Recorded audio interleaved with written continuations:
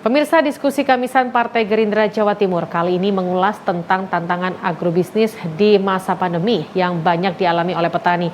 Dalam diskusi Kamisan kali ini menghadirkan dua narasumber dari Presiden Alpukat Indonesia dan owner CV Nusa Patrialing, serta dari Ketua Perhimpunan Sarjana Pertanian Indonesia. Sedangkan yang menjadi opening speech adalah anggota DPRD Jatim dari fraksi Gerindra, Nur Sucipto. Dua narasumber berkompeten yang dihadirkan oleh Partai Gerindra dalam diskusi Kamisan kali ini adalah Muhammad Iskandar dari Presiden Alpukat Indonesia dan owner CV Nusa Patrialing, serta Ketua Perhimpunan Sarjana Pertanian Indonesia Jawa Timur, Yoyo Budi Santoso.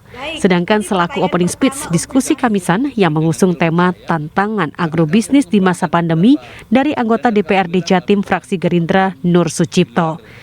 Menurut Nur Sucipto, Partai Gerindra selalu mengedepankan kepentingan rakyat dan selalu siap membantu para petani yang sedang mengalami persoalan terkait serangan hama wereng dan tikus melalui fraksi Gerindra di DPRD Jawa Timur.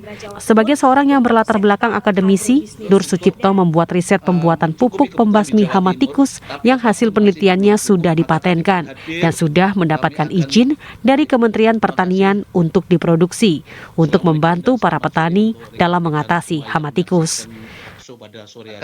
Dan alhamdulillah kami punya teman-teman itu dan sudah saya patenkan dan sekarang kami serahkan pada salah satu produsen pupuk untuk diproduksi dan alhamdulillah sekarang sudah ada izin dari pemerintah Republik Indonesia dan sudah ada izin dari Menteri Pertanian Bapak Amran waktu itu, dan sekarang sudah bisa menolong petani tentang produksi padinya. Selain tikusnya hilang, pergi, bukan membunuh, mengusir, tapi tanaman bisa meningkat 20%. Ini salah satu langkah di mana Gerindra hadir di tempat di mana petani merasa kesusahan.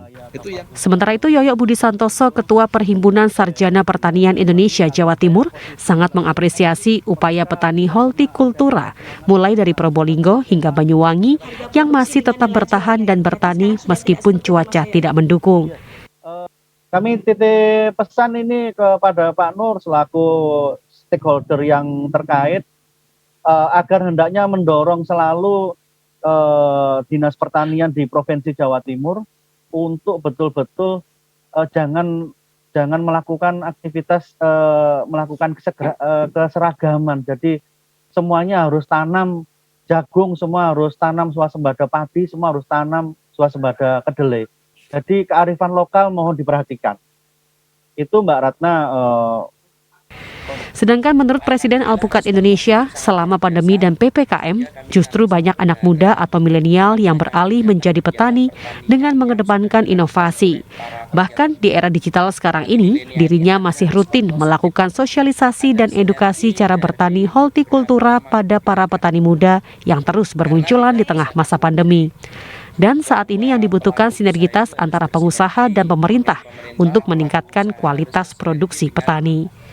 Makanya di pandemi ini sebenarnya bukan sebuah musibah buat pelaku agro, karena kita juga sudah dibantu dengan digital, tidak ada alasan untuk kita tetap bergerak pada dunia tani, Mbak. Petani milenial inilah yang harus kita harapkan dengan pola-pola digital yang sudah lumayan cukup, sehingga harapannya Nusantara ini harus kembali besar kayak dulu.